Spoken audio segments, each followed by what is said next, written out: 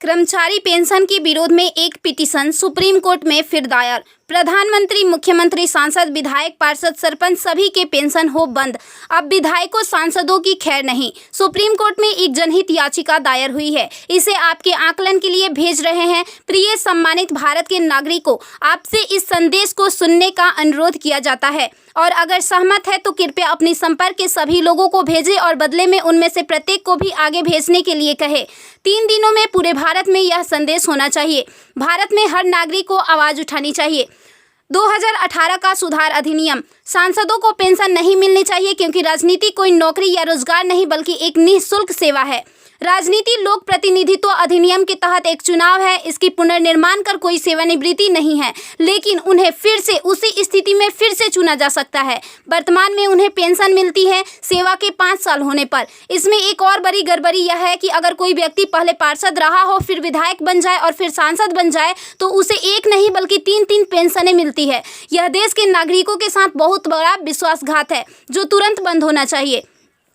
केंद्रीय वेतन आयोग के साथ संसद सदस्यों, सांसदों का वेतन भत्ता संशोधित किया जाना चाहिए और इनको इनकम टैक्स के दायरे में लाया जाए। वर्तमान में वे स्वयं के लिए मतदान करके मनमाने ढंग से अपने वेतन व भत्ते बढ़ा देते हैं और फिर उस समय सभी दलों के सुर एक हो जाते हैं। इसके उल्टा जो व्यक्ति अपने जीवन काल में 30 या 40 वर्षों तक शासकीय सेवा कर सेवानिवृत्त होता है, उसकी पेंशन बंद कर दिया जाता है। सांसदों को अपनी वर्तमान स्वास्थ्य देखभाल प्रणाली त्यागनी चाहिए और भारतीय जन स्वास्थ्य के समान स्वास्थ्य देखभाल प्रणाली में भाग लेना चाहिए। इलाज विदेश में नहीं, भारत में होना चाहिए इनका। अगर विदेश में करवाना है तो अपने खर्च से करवाए, अन्यथा मर जाए। मुफ्त छूट, राशन, बिजली, पानी, फोन बिल जैसी सभी रियायत समाप्त होनी चाहिए। वे न केवल ऐसी बहुत सी रियायतें प्राप्त करते हैं बल्कि वे नियमित रूप से इसे बढ़ाते भी रहे हैं। अपराधी नेताओं को चुनाव लड़ने से रोका जाए। संदिग्ध व्यक्तियों के साथ दंडित रिकॉर्ड, आपराधिक आरोप और दृढ़ संकल्प अतीत या वर्तमान को संसद से प्रतिबंधित किया जाना चाहिए। कार्यालय में राजनेताओं के कारण होने वाली वित्तीय हानि उनके परिवारों, नामांकित व्यक्तियों, संपत्तियों से वसूल की जानी चाहिए। सांसदों को भी सामान्य भारतीय लोगों पर लागू सभी कानूनों का समान रूप से पालन करना चाहिए।